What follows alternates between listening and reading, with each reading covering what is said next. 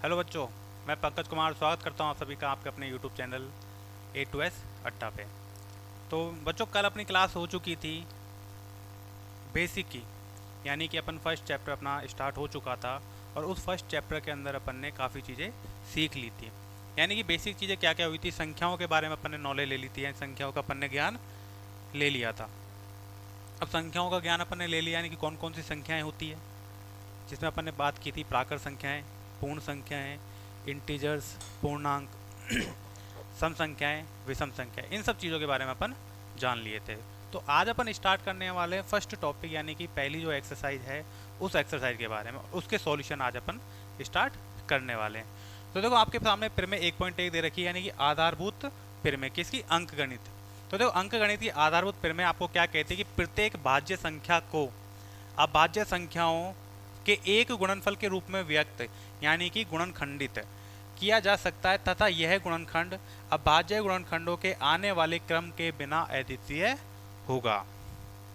यानी कि आपकी कहते हैं अंक गणित की आधारभूत प्रमेय हमें यह सिद्ध कराएगी कि जो भी किसी चीज़ का अगर गुणनखंड किया जाएगा तो उसके जो टुकड़े किए जाएंगे उसके आने वाले जो है वो क्या करेगी, उसके आने वाले क्रम के बिना अद्वितीय होता है। क्लियर है? अब बात आ जाती है यहाँ पे किसकी? गुणनखंड की। देखो, नाम से ही पता लग रहा है, गुणन और खंड। खंड यानी होते हैं टुकड़े और गुणन गुणन यानी होता है गुणा। यानी कि कोई भी संख्या, उस संख्या का टुकड़े, और टुकड़े क्या होंगे कि जो संख्या होगी उसको शॉर्ट रूप में करना। जैसे मान के चलो अपन लेते हैं एक संख्या 24। अब 24 के टुकड़े क्या होंगे? 2 इंटू 12। 12 के टुकड़े क्या होंगे? 2 इंटू 6। 6 के टुकड़े क्या होंगे? 2 इंटू 3। यही होंगे।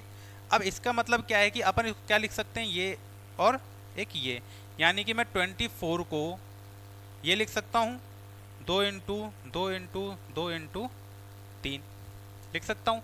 और इसको इसे शॉर्ट रूप में अगर लिखें तो 2 की पावर 3 इंटू 3, यानी कि मैं 24 को ये इस रूप में भी लिख सकता हूँ। तो ये क्या है? इसको कहते हैं अपन गुणनखंड। इसके अंदर सीखने क्या वाले अपन, तो देखिए इसके अंदर अपन सीखने वाले हैं, एक तो आएगा अपने पास एलसीएम, एक आएगा अपने पास एचसीएफ। इसके बारे में आपको अच्छे से पता और आपने पढ़ा भी है इसके बारे में कि एलसीएम और एचसीएफ में क्या होता है। एलसीएफ को अपन हिंदी में अगर बोलें तो इसको बोलते हैं अपन लघुत्तम समापवर्त, यानी कि लेस है। एचसीएफ को अगर अपन बोलते हैं तो इसको बोलते हैं मैस है, यानी कि महत्तम समापवर्त है। ठीक है? अगर ऐसे याद नहीं रहे तो इसका ध्यान रख लेना, लेस से मतलब होता है ले लो सबको, यानी कि जितनी भी संख्याएं दे रखी है उन सबको ले लो। मैस से मतलब होता है मत लो सबको। मत लो सबको का मतलब है कि जो जो कॉमन हो वो लो। एलसीएम और एचसीएफ अगर कभी निकाला जाएगा तो दो संख्याओं के बीच में निकाला जाएगा। कैसे? जैसे मान के चलो 12 और 24 अपने को दिया हुआ है और मेरे से बोल रहा है कि इन दोनों का एलसीएम और एचसीएफ अपने को निकालना है। कैसे निकालेंगे? तो देखो, 12 का एलसीएम निकालना आपको पता है, आपको बचपन से सिखाया गया है। जब भी आप पढ़ते थे तो 4th 5th क्लास के स्टैंडर्ड से आजकल ये स्टार्ट हो जाता है कि एलसीएम और एचसीएफ कैसे निकालें। तो अगर इसमें सबसे छोटी अभाज्य संख्या आपको पता है 2 है, 2 का भाग दिया 6, 2 का भाग दिया 3 बार, 3 का भाग दिया 1, यानी कि मैं 12 को क्या लिख सकता हूँ? 2 इंटू 2 इंटू 3, या फिर 2 की पावर 2 इंटू 3। 24 के बारे में अभी आपको पता ही है, निकाला ही है अपने, क्या लिख सकते हैं इसको? 2 की पावर 3 इंटू 3। किसको लिख सकते अपन ये? 24 को। यहाँ तक का क्लियर है? अब यहाँ तक की आपकी चीज़ें क्लियर है, यानी कि अब मेरे से पूछा है मेन चीज़ जो है वो अब आएगी अपने पास में एलसीएम और एचसीएफ के बारे में। तो देखो, एलसीएम अगर मेरे से पूछा जाता है तो एलसीएम क्या होगा? एलसीएम होगा इसके अंदर अपना कि लोएस्ट कॉमन फैक्टर, यानी कि ले लो सबको जितनी भी दी है आपको, यानी कि एक अभाज्य गुणनखंड की सबसे बड़ी घात, अगर ऐसे समझो। तो देखो, सबसे बड़ी घात इसमें कौन सी है? 2 की पावर 3 और 2 की पावर 2 में 2 की पावर 3 है, तो 2 की पावर 3, और यहाँ पर 3 दोनों में दे रखा है। इनकी पावर कितनी है? कुछ नहीं दे रखी, तो 1 है। तो यानी कि एलसीएम अगर मैं इसको गुणा अगर करता हूँ, अगर मैं इसको गुणा करता हूँ तो 2 को क्या करूँगा, 2 × 2 × 2 × 3, यानी कि 2 दूनी 4, 4 दूनी 8, 8 तिया 24, यानी कि एलसीएम मेरा कितना हो गया, 24। अब बात आती है एचसीएफ की। एचसीएफ के लिए देखो अभी बताया था आपको, मत लो सबको। या फिर अगर ऐसा कहें कि अभाज्य गुणनखंड जो है उसकी सबसे छोटी घात, तो अभाज्य गुणनखंड की सबसे छोटी घात कौन सी है, 2 का स्क्वायर। तो इसको ले लो, 2 का स्क्वायर इंटू 3, तो इसको लिखेंगे अपन 2 × 2 × 3, यानी कि 2 दूना 4, 4 तिये 12। एलसीएम आपका ये है, एलसीएम आपका ये आ गया और एचसीएफ आपका ये आ गया। यहाँ तक का क्लियर है। अपन इसके साथ ही उदाहरण स्टार्ट कर दें आज। पहला उदाहरण क्या दे रखा है अपने को कि संख्याओं 4 पर विचार कीजिए, यानी 4 सॉरी n है, 4 की पावर n पर विचार कीजिए जहाँ एक प्राकृत संख्या है और जांच करना है कि कोई संख्या n जो है उसका ऐसा मान निकालना है कि 4 की पावर जो n अंक है वो 0 पर समाप्त हो सकती है। यानी कि अपने को ये जांच करना है कि क्या कोई प्राकृत संख्या 4 की पावर n जो है वो अंक जो है 0 पर समाप्त हो सकता है या नहीं हो सकता। तो सीधी सिंपल सी बात है। अगर अपन बात करें इसके बारे में तो अपने को देखो लिखते हैं अपन हल इसका। यदि कोई संख्या अंक 0 पर समाप्त होती है, भाई अपने से ये बोल रहा है, अपन समाप्त करते तो यदि कोई संख्या अंक 0 पर समाप्त होती है तो वो 10 होगी। कितनी होगी, 10 होगी। कैसे, क्योंकि क्वेश्चन कह रहा है कि किसी भी प्राकृत संख्या 4 की पावर n के लिए क्या कोई अंक जो है उस 0 पर समाप्त हो सकता है। अब 4 की पावर n बोल रहे हो, 0 पर अपने को समाप्त करना है, लेकिन आपको पता है 0 पर समाप्त होने वाली संख्या कौन कौन सी है। 10 0 पर समाप्त है, 100 0 पर समाप्त है, 1000 0 पर समाप्त है। यानी कि अंत में कितना आना चाहिए, 0 आना चाहिए। क्लियर है यहाँ तक। तो यदि कोई संख्या अगर 0 पर समाप्त होगी तो क्या होगी, 10 होगी।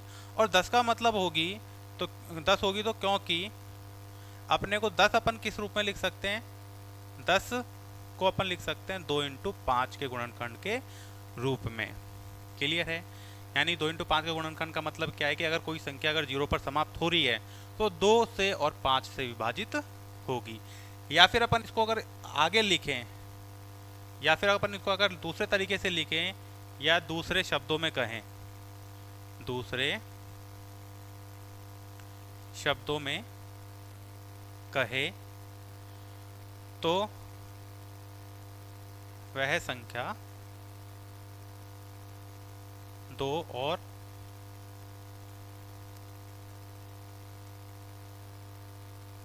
5 से 2 और 5 से विभाजित होगी। समझ में आ गया। तो ठीक है, यहाँ तक हो गया अपना। अब अगर इस पर हो रहा है तो जाहिर सी बात है अपने को भाई 10 2 और 5 से विभाजित क्यों होगी, क्योंकि 10 बराबर होता है, इसके गुणनखंड होते हैं 2 × 5। क्लियर है। अगर वो इससे हो रही है तो जी साइड की बात है उससे होगी। अब अपने से पूछा क्या है, 4 की पावर n, तो 4 की पावर n के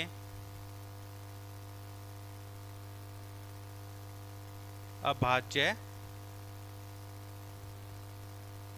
गुणनखंड क्या होंगे, 2 × 2 की पावर n, यानी कि 2 की पावर n × 2 की पावर n। क्लियर है, कोई दिक्कत। अब इसके 4 की पावर n के अभाज्य गुणनखंड ये हो रहे हैं, तो इसमें 4 की पावर n के अभाज्य गुणनखंड में 2 के अतिरिक्त कुछ और है क्या, बोलो। नहीं है। तो 4 की पावर n के अभाज्य गुणनखंड अपने पास है, तो 4 की पावर n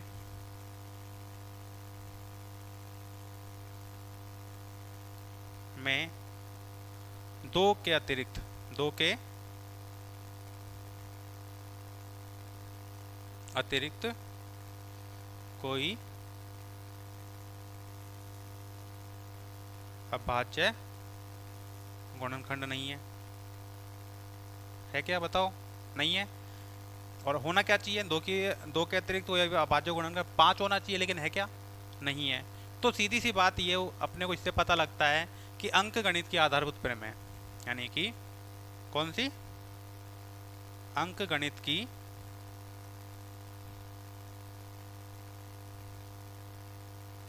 आधारभूत प्रमेय हमें यह सिद्ध कराती है कि 4 की पावर n में 2 के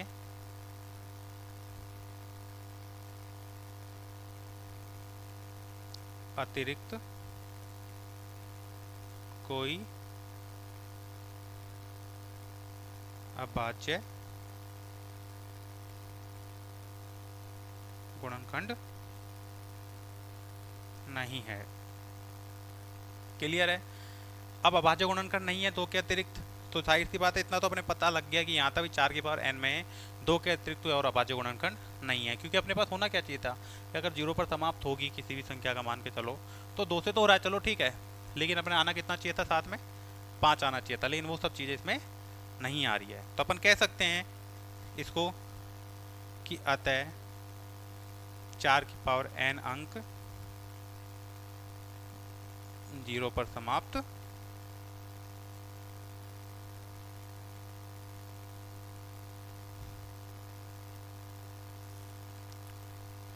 नहीं होगी। बस सिंपल सा सवाल जिसका आंसर सिंपल सा है, नहीं होगी। क्लियर है यहाँ तक? कोई दिक्कत? ठीक है, आगे चलते हैं। उदाहरण नंबर 2 क्या कह रहा है कि संख्याओं 6 और 20 के अभाज्य गुणनखंड विधि से एचसीएफ और एलसीएम ज्ञात कीजिए।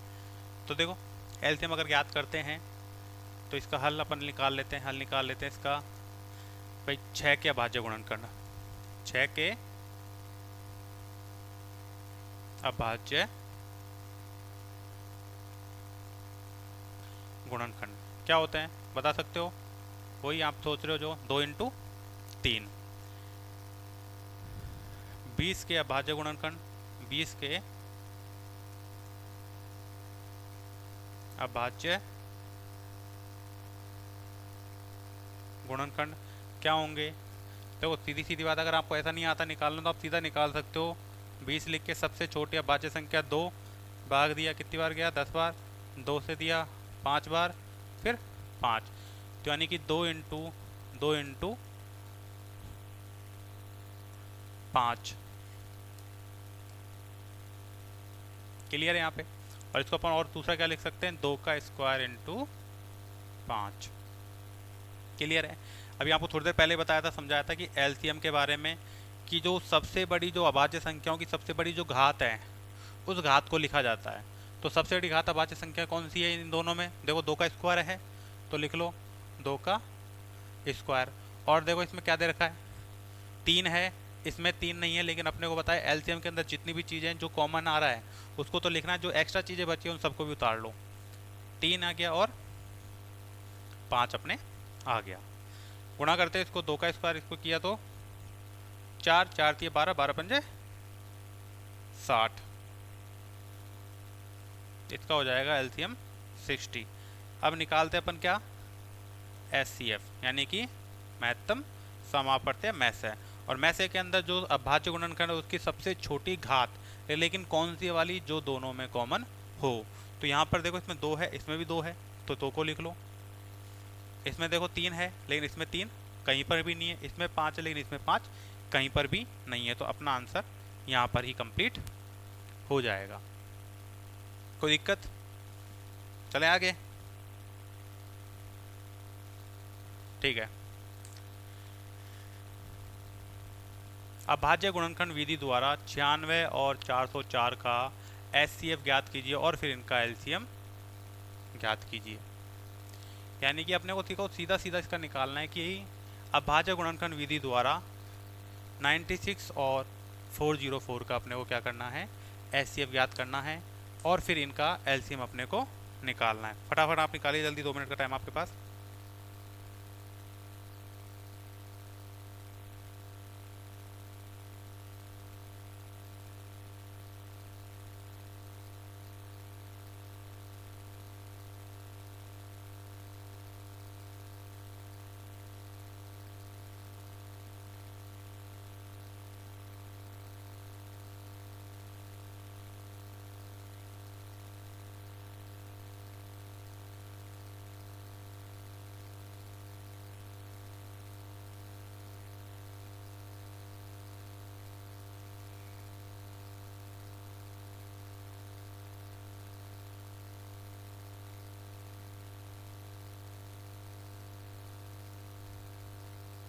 जल्दी फटाफट, हो गया? ठीक है, अब देखो अभाज्य गुणनखंड विधि द्वारा 96 और 404 का एचसीएफ ज्ञात कीजिए और फिर इसका एलसीएम ज्ञात कीजिए। अभी देखो सिंपल, थोड़ी देर पहले आपको भी समझाया था कि अपने को एलसीएम किस तरीके से, एचसीएफ पूछा है तो एचसीएफ किस तरीके से निकालना है। तो एचसीएफ निकालने का वही तरीका है, 96 का अगर अपन करते हैं तो सबसे छोटी अभाज्य संख्या कौन सी है, 2। 2 से अगर इसमें भाग दिया 48 बार गया, 2 से भाग दिया 24 बार, 2 से भाग दिया 12 बार, 2 से भाग दिया 6 बार, फिर 2 से भाग दिया 3 बार और 2 से फिर 3 से भाग दिया 1 बार। यानी कि अपने पास 96 को अगर मैं लिखना चाहूँ तो 96 को मैं किस रूप में लिखूँगा वो देख लो सामने। 96 को जो है वो मैं लिख सकता हूँ इसमें 2 into 2 into 2 into 2 into 2 into 3।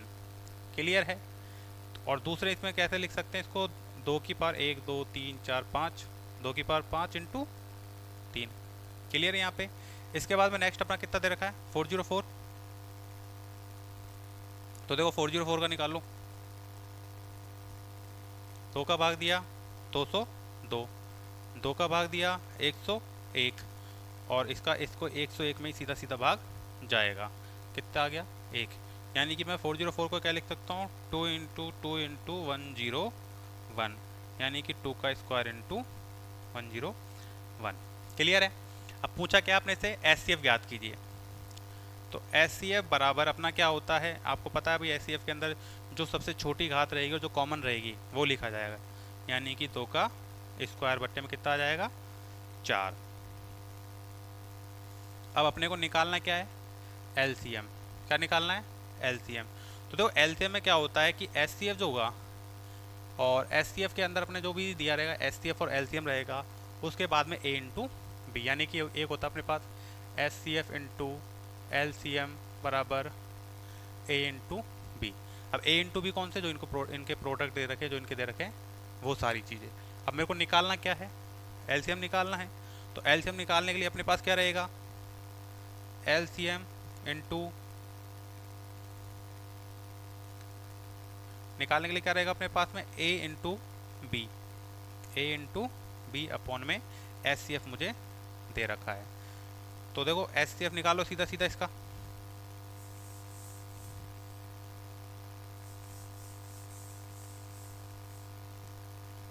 तो सीधा सीधा निकाल लो इसका, अपने को दे रखा है कि एलसीएम ए इंटू बी, यानी कि 96 इंटू 404 अपॉन में एचसीएफ कितना आया था अपने पास, 4 आया था। 4 से अगर मैं डिवाइड करता हूँ यहाँ पे 101, यानी कि 96 इंटू अगर 101 अगर मैं करता हूँ तो ये आ जाएगा अपने पास में 9696, यानी कि एलसीएम अपना कितना आ जाएगा, 9696। ये अपना आंसर है। क्लियर है यहाँ तक का, कोई दिक्कत? नेक्स्ट अपने पास संख्या 6, 72 और 120 का अभाज्य गुणनखंड विधि द्वारा एचसीएफ और एलसीएम ज्ञात करना है। तो देखो वही सीधा सीधा वही अभी जो करा था अपन ने, उसी तरीके से अपने को करना है। तो जिसमें 6 के अभाज्य गुणनखंड, 6 के अभाज्य गुणनखंड क्या होते हैं अभी, 2 इंटू 3, 72 के, बता दो। अब भाज्य गुणनखंड कोई निकाल लेंगे अपने 72, 2 का भाग दिया, 2 से 18, 9, 3 और फिर 3, यानी कि 2 इंटू 2 इंटू 2 इंटू 3 इंटू 3। इसको अपन लिख सकते हैं 2 की पावर 3 इंटू 3 की पावर 2। क्लियर है। इसके बाद में नेक्स्ट दे रखा अपने को 120, 120 के अभाज्य गुणनखंड। तो 120 का भाज्य गुणनखंड इसी तरीके से अपने को निकालना है। 120 का 2 से 30, 15, 3 और फिर 5। ठीक है, तो इसको अपन लिख क्या सकते हैं, 2 इंटू 2 इंटू 2 इंटू 3 इंटू 5, यानी कि इसको मैं लिख सकता हूँ 2 की पावर 3 इंटू 3 इंटू 5। अब देखो सबसे पहली चीज़ में देखो पूछा क्या क्या है अपने से, पूछा इसमें SCF। पहले तो क्या पूछा अपने से, SCF। तो SCF के बारे में आपको बता रखा है कि SCF जो कॉमन फैक्टर होगा, और कौन सा, हाईएस्ट कॉमन फैक्टर। हाईएस्ट का मतलब हाईएस्ट पावर वाली नहीं है, अभी थोड़ी देर पहले आपको जो समझाया था वही चीज़, यानी कि आनी सब में चाहिए, जितनी भी चीज़ें हैं कॉमन है वो आनी चाहिए। अब जैसे इसमें देखो 2 है 1 बार, इसमें 2 है 3 बार, इसमें 2 है 3 बार, लेकिन लेना कौन सा अपने को, जो सबसे लो है यानी सबसे कम है। तो इसमें देखो इसको लेंगे 2, यानी सबसे छोटी घात। इसके बाद में इसमें 3 है, इसमें भी 3 है और इसमें भी 3 है, देखो तो इसमें लिख लेंगे अपन 3, इसको गुणा किया तो कितना आएगा 6, यानी कि अपना जो है SCF वो कितना हो जाएगा 6। क्लियर है यहाँ तक। नेक्स्ट है वो है अपना LCM। तो LCM के लिए आपको थोड़ी देर पहले ही बताया था, सारी चीज़ें वही है जो अपन कर रहे हैं, उसी के आधार पर अपन वापस आगे बढ़ रहे हैं। LCM यानी कि ले लो सबको, जितनी भी चीज़ें दे रखी है। सबसे पहली चीज़ देखो 2, 2 की जो सबसे बड़ी पावर है उसको लिखना है। सबसे बड़ी पावर कितनी है 3, 3 इसमें 3 की सबसे बड़ी पावर कितनी है 2। हो गया कहाँ यहाँ तक का कंप्लीट। अब बचा क्या अपने पास 5, इनको गुणा करना है अपने को, इस तरीके से लिख लो पहले।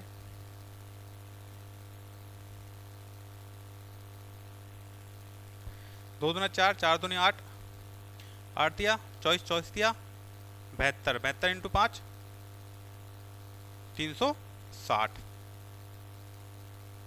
कितना हो जाएगा 360, यानी कि अपना SCF कितना हो जाएगा अपने पास 360, सॉरी LCM कितना हो जाएगा अपने पास 360। क्लियर है यहाँ तक। यानी कि यहाँ तक कि अपने जितने भी जो एग्जाम्पल है वो सारे एग्जाम्पल अपन ने कर लिए हैं। कंप्लीट आपका एग्जाम्पल हो चुके हैं, यानी कि 1 पॉइंट जो आपकी नई बुक में उसमें 1.1 के अकॉर्डिंग जितने भी एग्जाम्पल है सारे एग्जाम्पल आपको करवा दिए। जो पहला एग्जाम्पल था वो आपका क्वेश्चन बुक का जो क्वेश्चन है, क्वेश्चन नंबर आपका 5, वो आपका एज इट इज़ सेम है कि कोई भी जो प्राकृत संख्या 6 की पावर n जो है वो प्राकृत संख्या 0 पर समाप्त हो सकती है क्या। जो भी अपन ने करा था उसमें 4 की जगह आप उसको 6 कर लेना, जहाँ पर अपन ने 2 इंटू 2 किया था वहाँ पर 2 इंटू 3 हो जाएगा, बाकी वो सारी चीज़ें सेम रहेगी। अब आ जाता है अपने एक्सरसाइज का 1.1, यानी कि निम्नलिखित संख्याओं को अभाज्य गुणनखंडों के गुणनफल के रूप में व्यक्त कीजिए। जिसमें पहला अपने को दे रखा है 140, पहला अपने को कितना दे रखा है 140, और 140 का आपको पता है कि अभाज्य गुणनखंड जो है उसको किस तरीके से निकालते हैं। 140 का अगर अपन निकालते तो इस तरीके से करेंगे, जिसमें 2 का भाग दिया अपन ने, 2 से किया 35, 5 का भाग दिया और फिर 7 का, यानी कि गुणनखंडों के गुणनफल के रूप में अपने को निकालना है। तो 140 के अभाज्य गुणनखंड। अभाज्य गुणनखंड कौन कौन से? 2 × 5 × 7। और लिखना किस तरीके से रहेगा इसको कि 2 की पावर 2 × 5 × 7। क्लियर है यहाँ तक? यानी कि आपका जो पहला सवाल है वो आपका कंप्लीट हो चुका है। कोई दिक्कत? देख लो यहाँ तक का बिल्कुल इजी सवाल है, कोई दिक्कत नहीं है। इसका सेकंड जो दे रखा है वो अपने को दे रखा है 156। कितना दे रखा है? 156। अब 156 का अगर अपन निकालते हैं सेकंड का, 156 का प्रोसेस वही रहेगी, प्रोसेस सेम रहेगी। 156 का अगर अपन निकालते तो वही सेम, सबसे छोटी अभाज्य संख्या 2 का भाग देंगे, क्लियर है? फिर 2 का भाग देंगे, फिर 3 का जा रहा है तो, और फिर 13 का। तो इसको क्या कर लिखना अपने को? 156 के अभाज्य गुणनखंड, 156 के अभाज्य